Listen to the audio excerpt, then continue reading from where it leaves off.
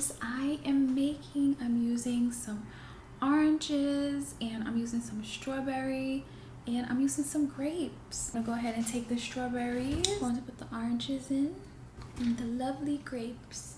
Well, it looks like we have a good 20 ounces. We have our second juice, and let's try it.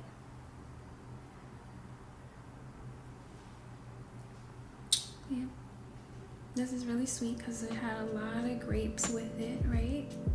This is really good. But as always, I love and miss my divines, and be sure to check out our videos on YouTube, and who knows what the next video will be. We're doing vlogs, doing juicing videos, doing smoothies. We're doing all kinds of things at Montauk Avenue.